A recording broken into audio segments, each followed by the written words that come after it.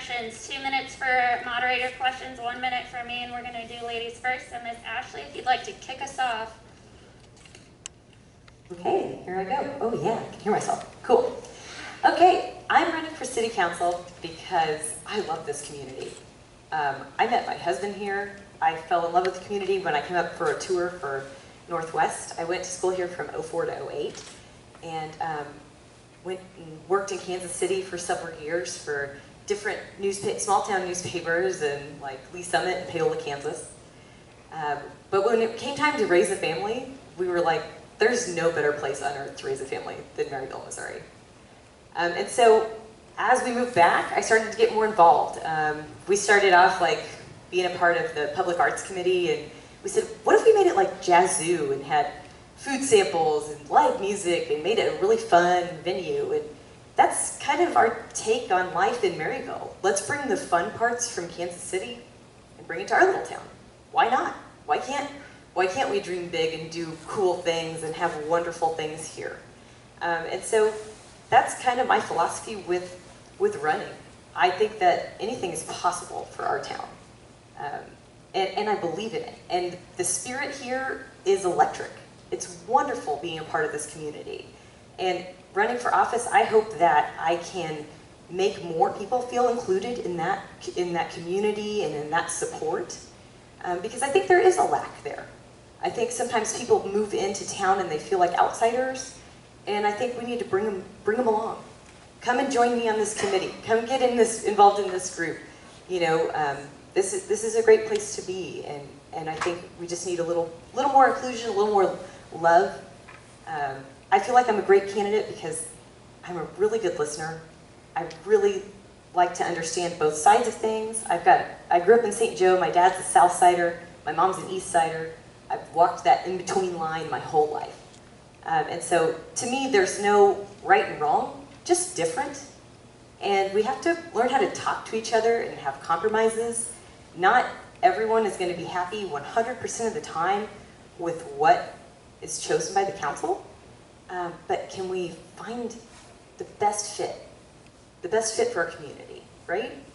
So that's just what I'm passionate about, what I care about, and with me you'll get someone who listens and cares and engages and goes to work for this community. Thank you.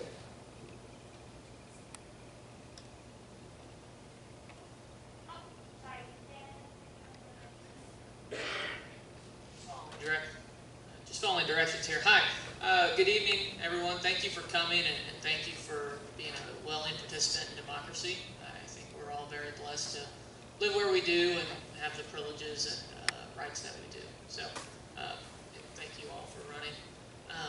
This is a great opportunity. For those that don't know me, my name is Dan Merrill. I'm a business owner here in Maryville and a CPA. I was raised here, participated in youth sports here, earned my Eagle Scout here while growing up. I'm a graduate of Maryville High School in Northwest Missouri State. While I attended and graduated from Northwest, I obtained degrees in public accounting and also a degree in emergency and disaster management. That just gave me an excuse to get out of the business college a little bit, but learned a lot of valuable skills I don't get to use every day, thankfully, but skills that I do still have when the need arises. So, well, I grew up here, and let's see, so after graduating, I moved on to Kansas City for a little bit, had a chance to get out of town, and that was good. Experienced, saw new things, got to experience some of those things Ashley mentioned as different activities, but in 2018, had an opportunity to come back to Maryville and become a business owner, and I really jumped at that. I always told myself that I wanted to raise my family in a community like Maryville, and when the opportunity came to actually raise my family in Maryville, I went right for it. I have a lovely fiance who works at the elementary school, Taylor Dean, and both my parents and her parents are here in town, so we're very fortunate there. Why I'm running is that I believe I have a very desirable skill set to bring to the City Council with my background as a CPA, and also someone who works with other local governments performing audits. And I see that we've got challenges ahead of us as a city, particularly with our budget and infrastructure, and I think I'm best suited to help us navigate that in the coming years. So I'd appreciate your vote, and I look forward to answering further questions. We on? Okay.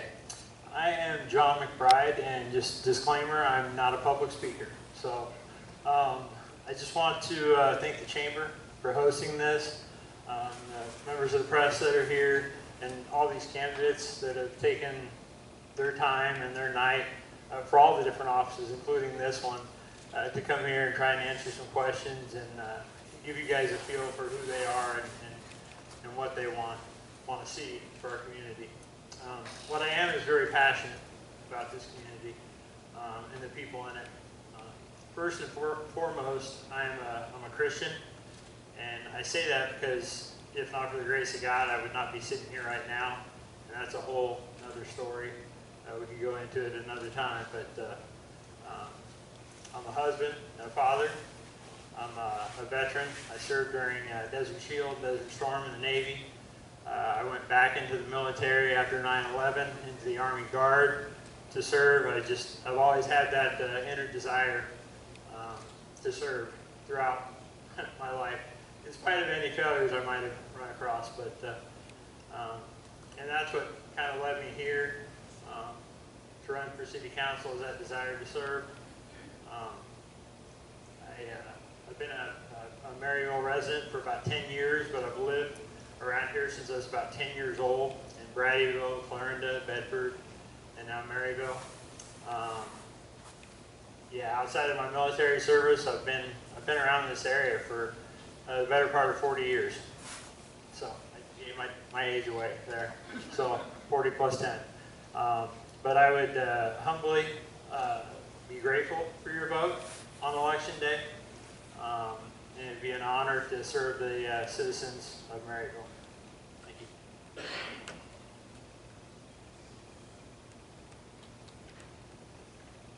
Good evening, and thank you for serving as a candidate.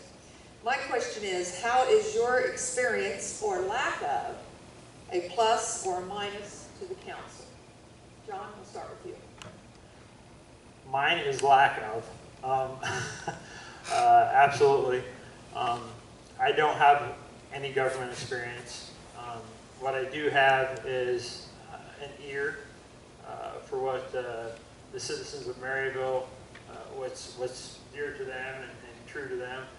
And I think providing an avenue on the council to hear the citizens and residents of Maryville and what they'd like to see is probably the most crucial thing. So I've got a willing heart and desire to serve, but practical experience I won't pretend to have any. So.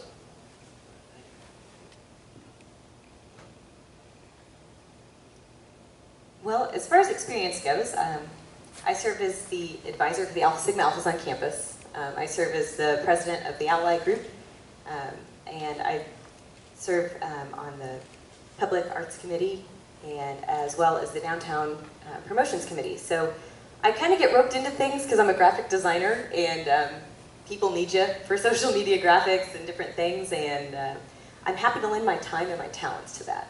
And I think we could even benefit from that if we had a role within the city that could be a promoter of the city, because right now we don't have anybody driving that messaging about Maryville being a destination, and I think it really can be. I think that could help our small businesses big time, and I think that can help drive some dialogue and some conversation.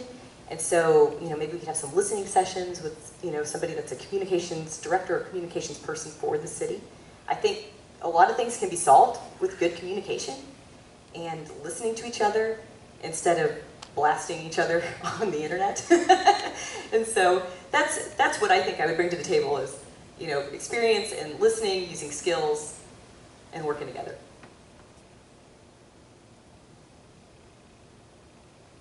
Well, when it comes to local government, I never served on a council board, but as a CPA, I've worked with helping audit local governments, both around here and when I was in Kansas City, much larger entities. So that's given me a very good grasp of the financial part of how local governments operate, and would be a skill set that really, we have good staff as a city. We've won numerous awards for our budget.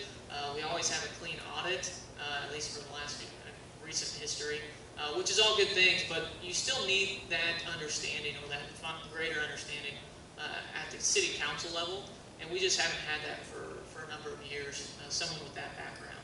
So I bring that to the table. I'm involved with a number of other boards, both here in the community and at the state level. I serve as the treasurer, of course, for the Maryville Downtown Improvement Organization. I also serve as the treasurer for Missouri Boys State, which is a great youth organization along with Missouri Girls State that teaches high schoolers about local government and how that interacts at the local, county, and state level. So having served on the staff there for the last 10 years, I get to practice being in local government about a week every summer. So that's a very good hands-on experience for me. Thank you.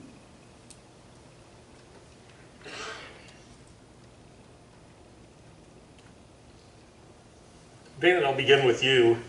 How do you think you could help the city in its search to find ways to bridge the current gap that there is in funding for the South Main project?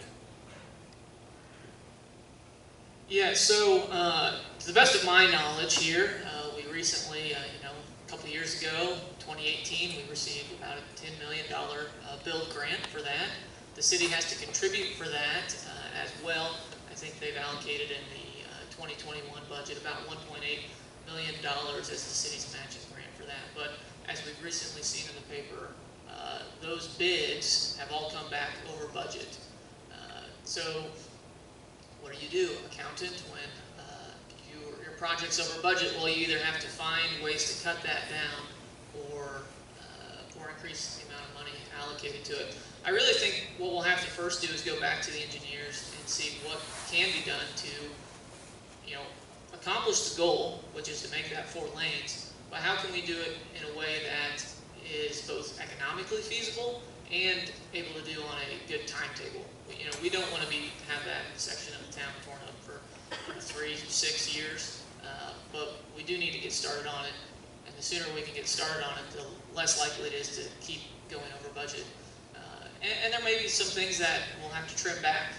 I know one thing is that we wanted to bury all the utilities. Well, if the budget doesn't allow, we may not be able to bury all the utilities. That would be great, but we may just have to go back and look at the needs versus the wants of the project and focus on the needs. Ashley? I agree with Dannon. I mean, I think we see this all the time happen at Northwest. We have a huge project like the Hughes Field House, and it's really big, it's really expensive, we raise a lot of money. And we quote it 3 years ahead of it ever getting constructed, right? And so the price goes up after those 3 years of dollars raised, right? And so you still continue with the project, but you have to pare back. And you decide what are the priorities, and right, safety is going to be the priority here, functionality is going to be the priority here, and then maybe you have a second phase of trying to do the beautification that you're trying to do, because what I don't want us to do is blow all of our budget on these things to make it happen when that would hurt our infrastructure budget somewhere else, those sort of things. So I think we have to be smart, and maybe it can be a phased approach, because I really think what the project offers is great. It just might take a little more time to get everything that we're wanting. Thanks. Obviously, one of the battles that any project like this or its scale is facing right now, I think we've seen our work in logistics. And in the last 3 months, we've seen the cost of just about everything go through the roof, from building materials to trucking. And trucking is kind of key in what I do. And those building materials, they come on trucks generally. That being said, I'm not a huge beautification person. I guess my heart lies more in infrastructure and foundation. I would have to agree with Ashley and Dan and both that I think there's probably places you could trim back that have to be trimmed back. I think Dan said 1.8, but I think it was between 1.8 and 2.1 million that we would have to contribute as a city.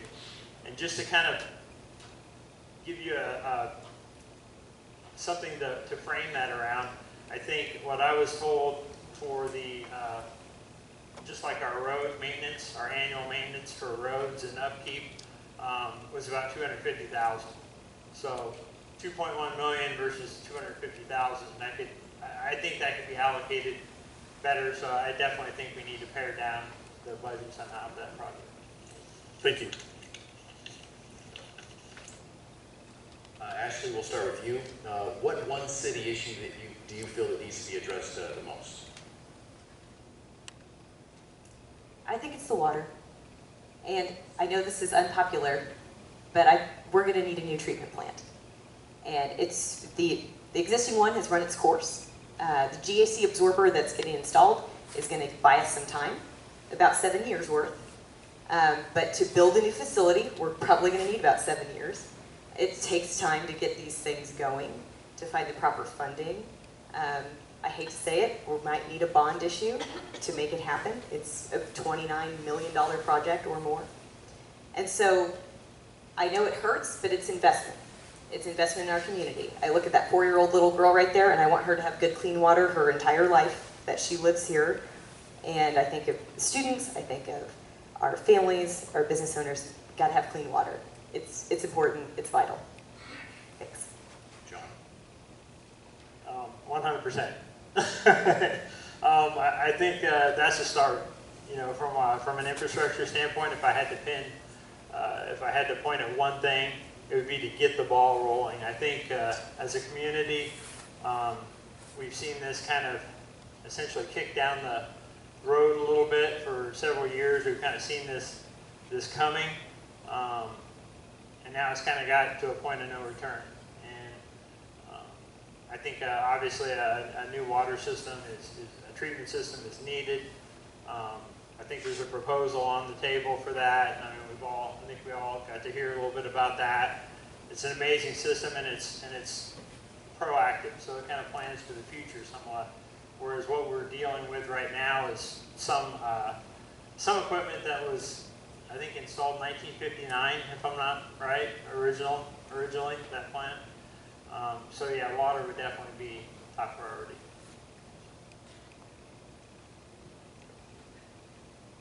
Yes, I mean, to echo what Ashley and John have said, you know, we're facing a lot of infrastructure issues, not just the streets and what's underground, but our buildings. It seems like a lot of things were built in about the 60s and 70s. So City Hall, public safety, water plant was all built about 60 years ago. So it's just come time that those numbers are getting punched and they're due for redevelopment. You know, we've completed a new public safety building. I think that was needed. But you know, this water plant that we currently operate, the structure was built in the early 60s and frankly probably met the end of its useful life in the 90s, especially when we converted our source of water to a lake from a river.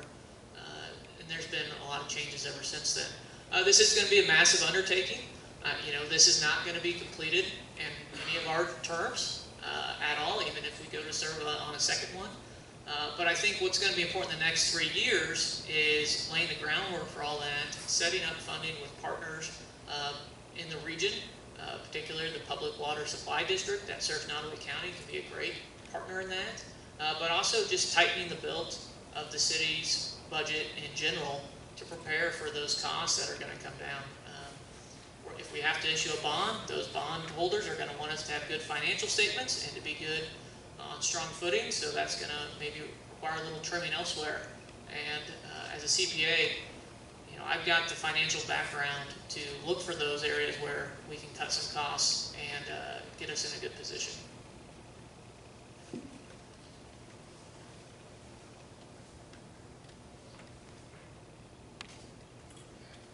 Over the past several years, social media vitriol and threats have been on the rise against elected officials. How do you plan on handling potential social after a popular decision you or the city council collectively made? We'll start with Pam. Yes, well, I mean, as we've all seen, if we've been on Facebook, especially here in our own small community, you know, there's been a tax levied against people on this stage, people running for the previous race, and you know, I just don't think that's very neighborly. You know, actually, I think lives just a few blocks away. John lives a few blocks from where my parents live and where I grew up. You know, we all know each other. We can all, you know, grab coffee with each other or sit down for lunch and have a good conversation. But I think that people just kind of get behind that keyboard or that screen and feel protected. I don't think it's right. I don't think it's called for. I think we should all be aspiring to what are their greatest, you know, what are people bringing to the table? What are their attributes? Not maybe how did they retweet something or their thoughts on this or that. So if someone, you know, called me out, which I've had happen already, I guess, you know, it's just, you know, don't pay any mind to it. You know, so there's plenty of other things to worry about than someone I don't even know on Facebook saying something bad about me. So I know I've got good family and good friends around me to support me and other good mentors to reach out to if I was concerned about an issue. So.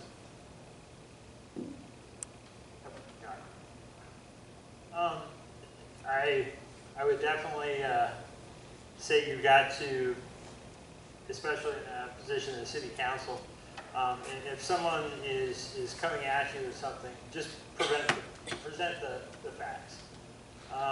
I've got my messenger blown up many times over the course of the last few months, sometimes late at night.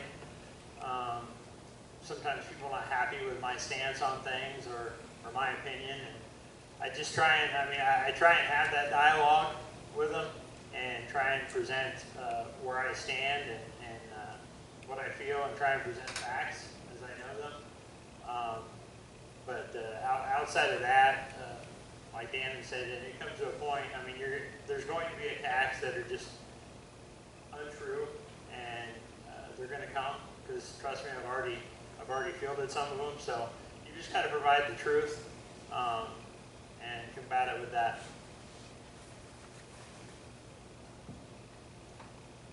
For me, I've experienced this already, and I think it's teaching me how tough I am, much tougher than I ever realized. And I think this just brings out your true character.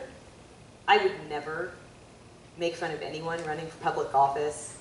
You have to have big cojones to do it, you know? And so I like to turn negatives into positives, right? I think I would probably try to push a mental health awareness campaign. I'm someone who struggles with depression. I started a support group at my church for it because we didn't have it in the community. I would love to see us do a mental health walk where we give the resources in town, we share where the counselors are, we get together and let people know it's okay to not be okay. And some of this stuff that's going on in social media is happening to our high school kids, just like so yeah, we need to let people know it's okay to be feeling crappy and feeling less than, but you're not alone. You're not alone, and who you are inside is so much more important than what other people are saying about you on the internet. Thanks.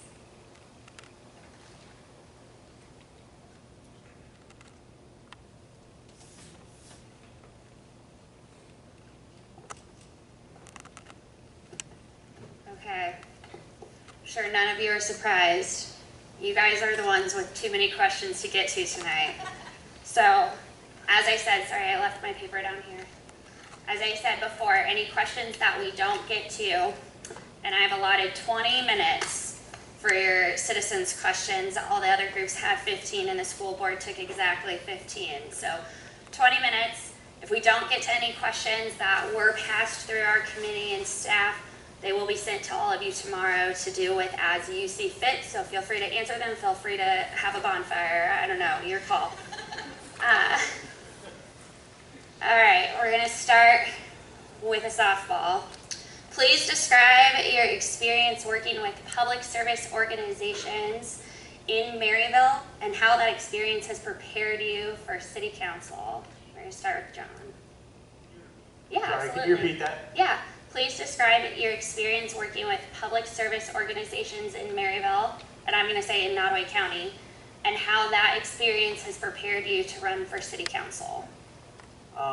Really, the only two organizations I'm involved with right now are a ministry that my wife and I started. It's an outreach called Breaking Chains Music Festivals, and then the Art of Freedom, which is also a substance abuse outreach here in Maryville.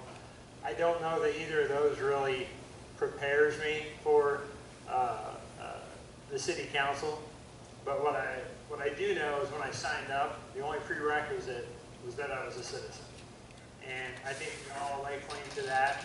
So in that sense, we're all qualified. Yeah, passion. I think I've been preparing for something like this for a while. I just hadn't realized that this is something I felt called to do until now. You know, I learned my Robert's Rules of Order being an Alpha Sigma Alpha back at school. So, you know, I feel like I can do a formal meeting and it's those sorts of things. And then serving with local groups, I've learned to work with a lot of different kinds of people, especially people that don't think like me, don't agree with me, you know, think I'm crazy or too much of a dreamer. But, you know, we find a solution, we work together, and I think that's just the prior experience needed to working on city council. I've volunteered with a number of groups here in Maryville and in the county. The Downtown Improvement Board, where I served as treasurer, is one of them, probably the most government body oriented. But you know, in my professional life, I advise a number of local groups that are governmental or quasi-governmental, and provide them with financial guidance, the same financial guidance that I would look to bring to my term on city council. So I've got a lot of experience there. And John's right, you know, we're all citizens, we're all qualified by that, right? But I think, you know, when you're looking for someone who's ready to hit the ground running day one, I've got that prior experience to be able to add to the team right out of the gate. Okay, you guys actually touched on another question that was submitted since John mentioned living inside of Maryville city limits. So this one's a little bit complicated. Let me know if I need to rephrase it in any way. A large number of our business owners that sit in the Maryville city limits live outside of the city limits, which disqualifies them from being a part of advisory boards to the city and running for public office in our city. This has been an ongoing conversation, as many of them feel that their businesses pay taxes and should receive representation on those advisory boards. How would you, as a city councilor, address the concerns of the business owners in this regard? We're going to start with Deanna this time. I own a business here in Maryville, partner in that. I advise many businesses that work in Maryville and Nottoway County. I think the most important thing to do is to be able to listen to those people that may have issues with how their tax dollars are being spent when they don't have the ability to vote in the elections or sit on those advisory boards. I also think it's then their obligation to make sure that they're reaching out to those people and are heard if they have an issue, and if they have something, you know, constructive to bring to the table. You know, I'm sure everyone that's on that advisory board would be more than willing to listen to what they have to say, and if they're not, and I'm serving on the council, come to me and I'll listen and make sure that the message gets put across. But I don't know that there's an answer to give them the right to vote in local elections. That's not the city council's decision to make. We don't set who votes in these. So I'm going to jump across you and go to John this time, Ashley. That is a really good question, because there's people that literally live within eyesight of downtown, have businesses here, or live just outside what's considered city limits, but don't have a voice. I don't know what we can do as a city council to change that, but I would be 100% for changing that. My opinion is, Mazingo and the surrounding area is considered Maryville city limits. You know, 2 blocks from my house north of Casey's. People that live there should have a voice in our elections, be able to run for office, and have a say in what goes on in our community. Yeah, I mean, I think if they own a business and they want to serve on a committee, let them serve on a committee. That's insane. What a goofy rule. And if you're willing to step up and serve, bring it on. We need more people to step up and serve. I think as far as the voting goes, you know, I don't know how we look at the lines of town and decide what is and what isn't. And I'm sure that that's a subject I am not familiar with. But I would love to learn. We can talk about it. We can look into it, because I do agree, if you're a couple houses over but you're still real close to everybody, it would make sense to have your voice heard and your votes heard. So I'm a big includer, so I think it's just important to do that. Okay, you guys are really leading me into all of our next questions. Numerous city council members would admit that serving an elected office is quite different than they expected as candidates.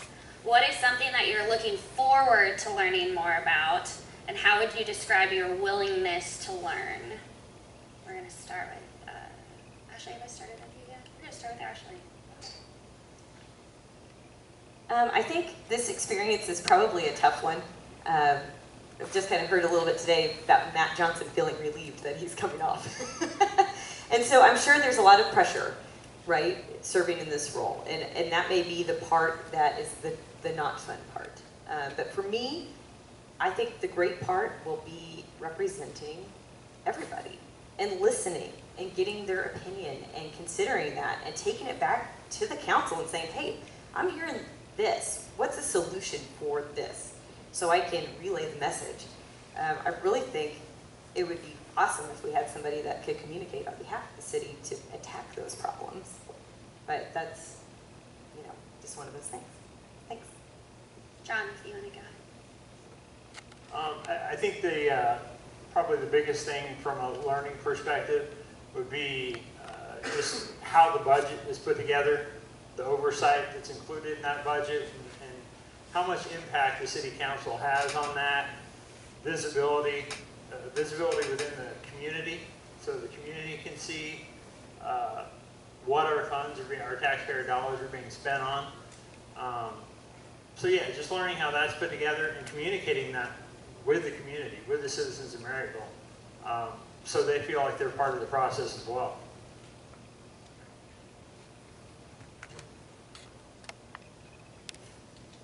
So, one thing that is going to come about is the opportunity to listen, and I would really look forward to that, and the opportunity to learn. And being a lifelong learner is something that I've embraced. I'm also forced into. My profession requires we get about 40 or so hours of continuing education every year, particularly a lot of that's around local government work. But I think there's a lot to be learned for me on kind of what goes into all that infrastructure work, and then the main thing I hope to get out of it would be making a lasting impact for future generations to set them up for success is really where I think I would find reward in the position. Okay, they're going to get progressively harder from here. After a summer of racial turmoil both in our nation and our state that resulted in a protest in our community, there has been a huge emphasis on diversity and inclusion as well as social justice. Can each candidate take a moment to explain how they will influence diversity and inclusion in the Maryville community? John, we're going to start with you this time. Yep.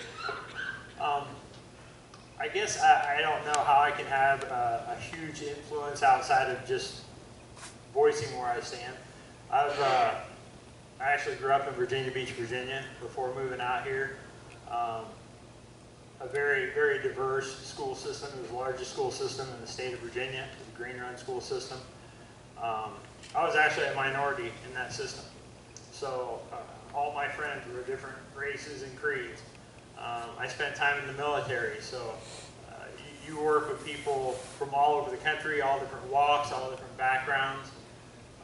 think as long as we keep that in our minds as city council members and share that message with the community, I honestly feel I've lived a lot of places throughout my life. I mean, some I've just traveling as far as in the military and whatnot.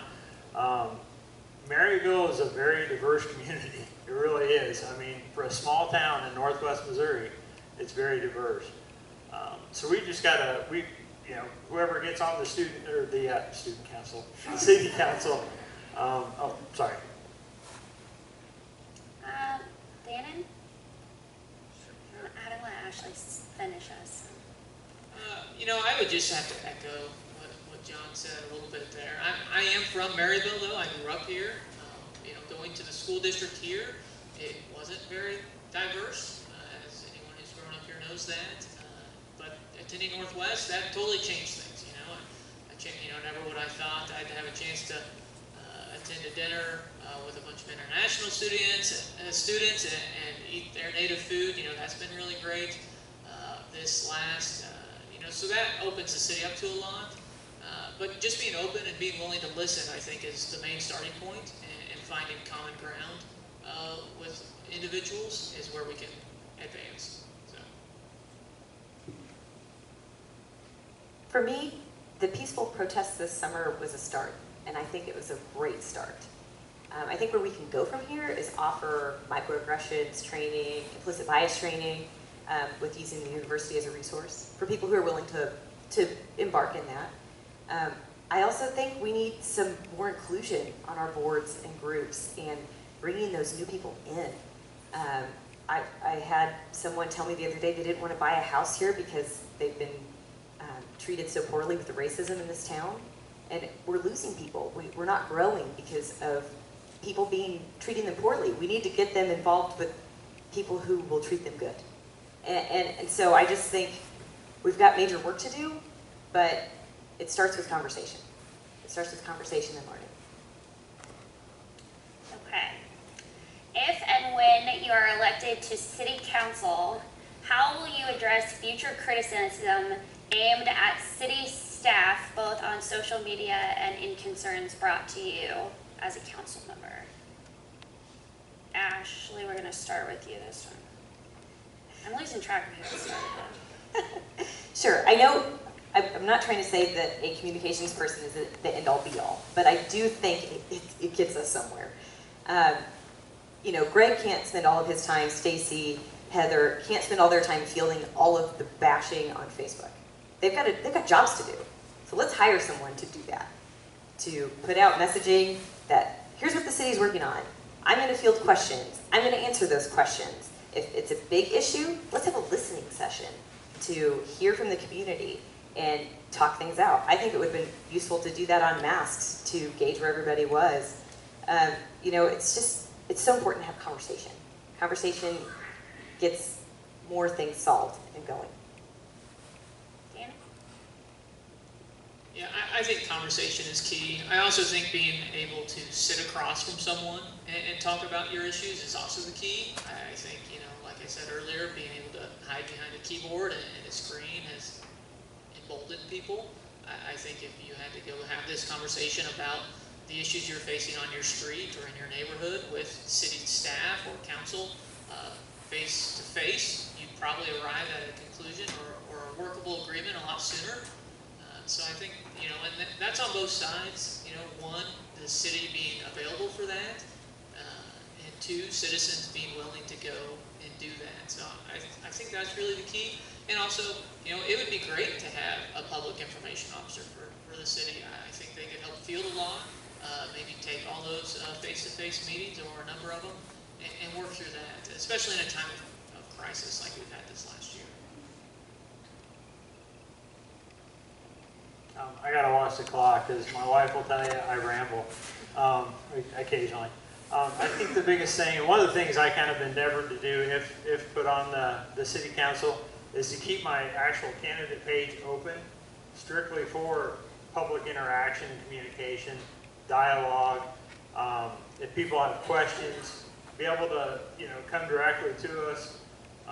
Like Deanna said, obviously you can't beat a face-to-face conversation, but the question was regarding social media. So you know, for me, that's kind of a no-brainer. I want to keep that account open. I want to communicate what's going on in the city council meetings to the people, whether it be through a week, you know, bi-weekly blog or whatever it is. But just keep the ability for people to communicate with you open.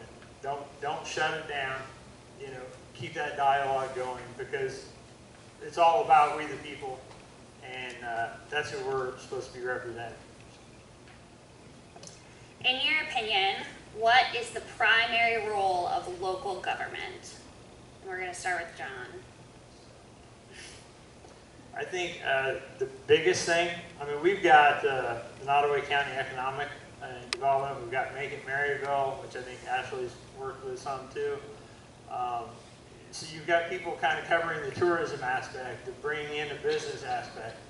What we need to do as a city council, as local government, is focus on where we live, the streets we live on, what's under the streets, our water. That's what's important to me. And I think that's what's important to a lot of people in this town, the foundation. We can put a new roof on a house, we can put windows on a house, but if the foundation is bad, none of that stuff is going to matter. So that's, to me, that should be our primary focus, is infrastructure. Ashley? I think it's multifaceted, right? There are a lot of things. Infrastructure is important. Jobs and job growth is important. Growing as a community, supporting our entities that are in town, and supporting our small business. I think, you know, really communicating what we have here and putting it out there, it's important. And I don't know if that just starts as a conversation of everyone can be a promoter of Maryville, whether it's writing a review about how awesome a meal was or customer service, and just kind of putting that out there in the space. But I also think the ultimate function is just us to get water functioning, infrastructure, those things. The basics are important.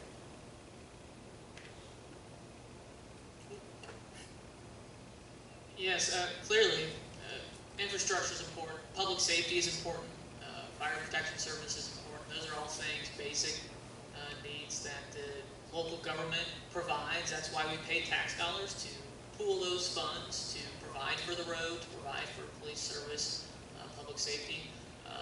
So that's the primary goal right there, is to work on all that together. And then secondary, you know, like I said, that tax basis provides for all of that. So how can we grow that tax basis, whether it's not through growing the population, recruiting other businesses, bringing outside dollars into town? Those are all important things to then be able to provide that basic function, which is infrastructure, public utilities in some cities, and then public safety. Okay. We've got two questions that kind of go together, so I'm going to throw them at you one at a time. Can the candidates speak to the importance of the South Main project and the impact that that will have on economic growth and development in Maryville? I think I'm starting with Dan in this one. I think I got skipped a time or two. Sorry.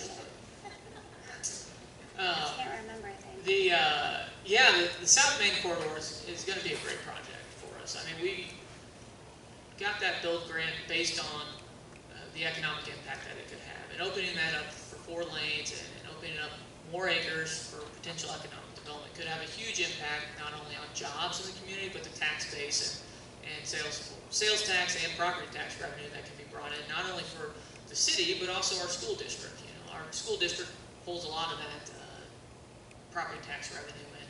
So I think that that's going to be a very good positive for the community, but it's going to take investment. We mentioned earlier how that's going over budget or been over budget. We've got this grant, but it is an investment long term. You know, hopefully that's a project that's going to last 20, 30 years, and we can see returns on that investment. Sometimes you've got to make those good investments now, even though it hurts, even though you've got to tighten your belt for it to pay off in the future. I'll go to you first next. John, sure. John, go ahead. No, it's okay. I need to write down what order I'm going to put you guys in. Even though I'm an infrastructure guy, I will admit that the practicality of the South Main project, just as far as traffic flow, things like that. Anybody who tries to travel down South Main when Kawasaki's letting out, or just any time on a Friday afternoon or before a game, it's pretty brutal. I mean, so the benefits, the practical benefits to streamlining that and opening things up a little bit, I have zero doubts to that. I think what it gets back to, and Dana mentioned it again, is just the budget and what do we absolutely need for that, and how can we work within the budget to accomplish that. Lily, can you repeat the question? Yeah, absolutely. Can the city council candidates speak to the importance of the South Main project and the impact that it will have on the economic growth and development of Maryville? Okay. So I think something that we haven't touched on here is that South Main's going to be walkable. I mean, it's going to have sidewalks. And not to mention, it's going to be much safer. Mark's aunt always says, the battering ram that is your main street and all of the turning that happens, she goes, you're lucky people are nice here and let you in. She's like, any other city, you guys would all be crashing into each other. So I think the safety is super important. And I think that's going to be huge. And I think it's going to help. It's going to help it be more useful for all different people, whether you're walking, you're biking, or driving. Perfect. So the second part of that question, now on the flip side, City Council has approved an ambitious plan to improve the streets and walkways within the city of their needs. Some residents, however, feel that their needs are being overlooked in favor of larger projects such as the South Main Corridor. How would you address these concerns from citizens? Did that make sense? I'm sorry, I know I tripped over myself. Yeah. Do you want me to repeat it though? Yeah? Okay. City Council has approved ambitious plans to improve streets and walkways within the city of Maryville. Some residents, however, may feel that their needs are being overlooked in favor of larger projects such as the South Main Corridor. How would you address these concerns from the citizens? I'm going to start Ashley, go Dan, and go John, and then flip it around. I think I want to know, what are those concerns? Are we not fixing the roads that are nearest you? And again, it goes back to communication. Are we communicating that this segment of road is going to be worked on, and then next comes this part, and contact us if your road is terrible? And I'm sure that we already have studies on that, and we have plans for that. But I think it's talking about it, right? I don't think anybody should feel slighted because we're doing this big South Main project. We have to take care of our other streets and roads. So I think it's really assessing that. Are we paying attention to everyone's needs? And that's important. Communication is key, but there's also the reality of budgets and timelines. I can remember when West 16th Street was practically gravel, and now it's a nice concrete road. I can remember, not too long ago when South Depot was gravel and you could lose a small car in it, and now it's 2 lanes and all concrete. So getting back and being able to make big investments with concrete and infrastructure that's going to last is important. But as John mentioned earlier, and as we've seen, the city does spend money every spring and summer on asphalt, mill, and overlay, and it's just important to realize where are those priorities, and also looking back, if maybe we've had to re-overlay a street the last 2 or 3 years in a row, or maybe 2 and 3 times out of 6 years, maybe we need to look back and add concrete to that, just so we have a lasting investment there. I think one of those that's on top of mind right now is Walnut Street, and looking at what can be done there, because I think you have lost a car or two, maybe a Kia or a smart car in there. So that's all. Transparency is 100% what needs to happen. I think the concerns are vital. Anybody who drives through the residential areas of Maryville knows that the roads are not well kept. I mean, so I think those concerns about where is our money going, that needs to be communicated. And honestly, I've heard that in the past, and this has been some years back, but Maryville had an actual game plan. Like every year, these would be the streets that would be done. People knew out in advance. There wasn't any question. But I think there was a lot bigger budget allotted for that at the time as well. So I think we need to look at that. look at what we're actually setting aside for this. So, and get input. Like Ashley said, there's probably reports that will document what streets are in ill repair. We need to follow up on that, communicate, and show transparency. Okay, we got time for one more, and then I'll let you guys off the hot seat. And this may sound familiar because it's been posed to some other candidates tonight. Groups have been publicly and financially supportive of candidates during this election process.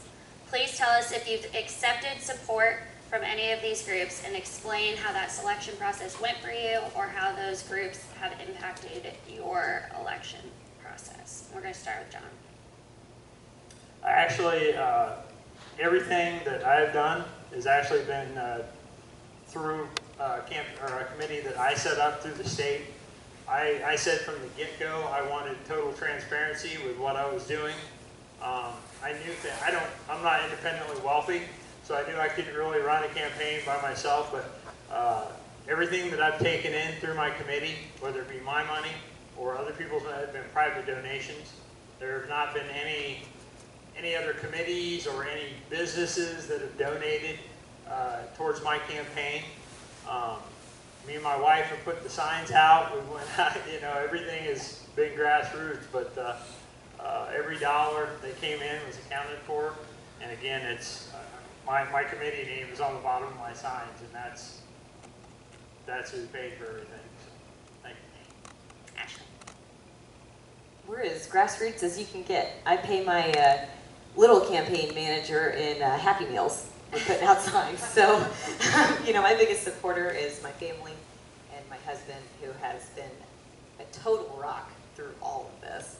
And he is completely sunny side up all the time, rosy outlook, and he has just kept me looking positively at things. So, I thank him for that. Last one. Last one, okay. So, I have been financed myself. Actually, my fiance's wedding budget financed part of this.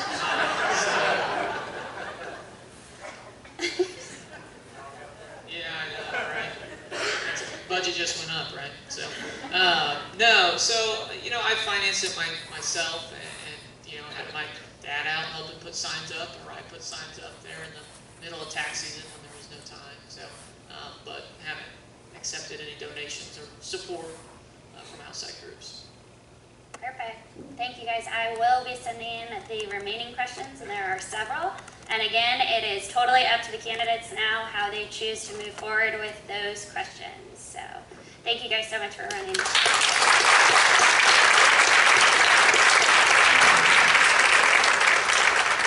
Okay, I know it feels like we're done, but just 1 second, I have to check just in case. Has anyone attended that I missed from Polk Township trustees? Anyone for Polk Township board? Anyone for Polk Township clerk? Does anyone have any questions regarding the levy renewal for Polk Township? Perfect. Please remember that absentee voting is already open at your county clerk's office.